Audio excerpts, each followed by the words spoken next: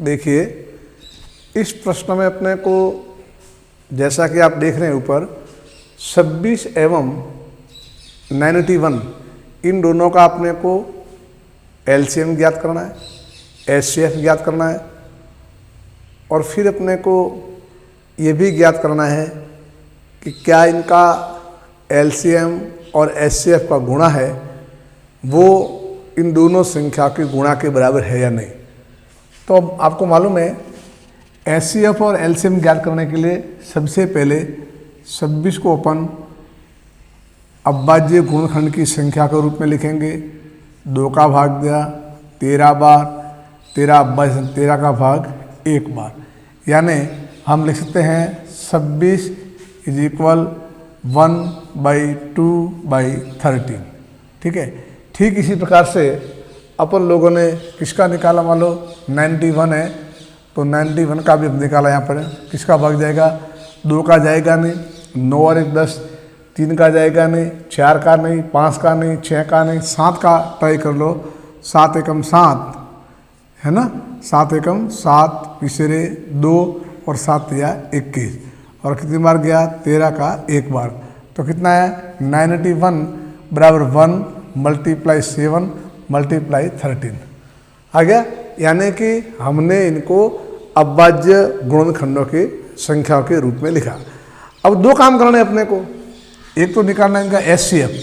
तो एचसीएफ ज्ञात करने के लिए क्या करेंगे, कौन कॉमन आ रहा है, 1 की घात 1, 1 की घात 1, तो उभयनिष्ठ ऊंची घात कितनी हो गई 1 इंटू 2 कॉमन यहाँ भी नहीं है, यहाँ भी नहीं है, 13 की घात 1 तो 13 घात 1 कितना आया 13।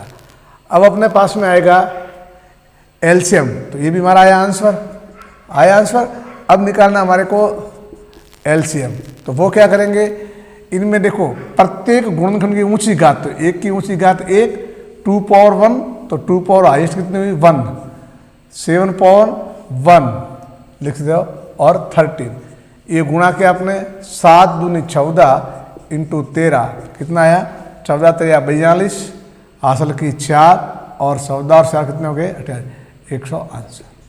ये आंसर आया, समझ रहे हो।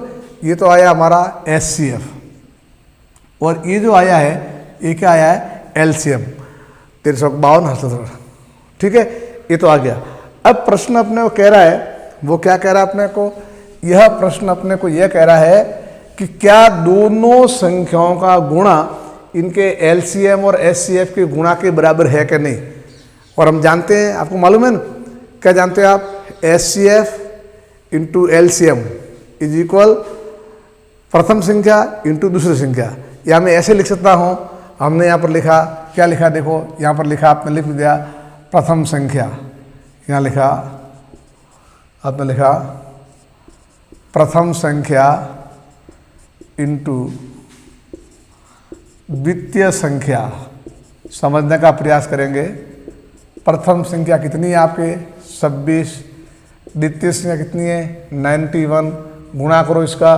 तो इसका गुणा करने के लिए मैं यहाँ पर आया 91 और 26, समझ रहे हो ना, ये 91 और 26, 6 कम 6 9 सका 54 54 इंटू 2 के 2 9 2 18 6 4 और 2 6 8 5 13 कितना है 2367। जरा देखना 2367 आ गए, ये लिखा आपने। अब हम क्या लिखेंगे, हम लिखेंगे इनका एलसीएम इंटू एचसीएफ। जरा बताओ एचसीएफ कितना था 13, एलसीएम कितना आया हमारा 182। इनका गुणा करवाओ 13 दूनी 26 है ना। प्रॉपर ढंग से सही ढंग से गुणा करना है। आपका अभ्यास बच्चों जितना मजबूत होगा न उतने आप कर पाओगे। तो किसका गुणा करना है 182 और 13 का, ये हमने लिखे 182 और 13 गुणा 3 दूनी 6 8 3 24 हासिल के 2 3 और 2 5 इंटू 281 6 6 8 5 13 और ये आगे कितने आगे बताओ मेरे को, ये आगे हमारे 2366।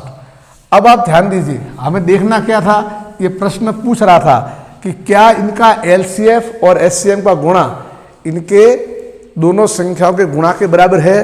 तो हमने क्या देखा, ये क्या है प्रथम संख्या और द्वितीय संख्या का गुणा, और ये क्या है LCM और HCF का गुणा। तो लिखेंगे अतः LCM इंटू HCF बराबर प्रथम संख्या गुणा द्वितीय संख्या। अब यह आपको याद रखना है, ये प्रश्न था। अब दो काम करने थे आपको, एक तो उनका HCF निकालना, एक उनका LCM निकालना। हमने दोनों निकाले और हमने जांच भी की कि भी पहली संख्या और दूसरी संख्या का गुणा है वो उनके LCM और HCF के बराबर आ रहा है। तो इस तरह से प्रश्न आपको करना है। आया समझ में? अच्छी तरह से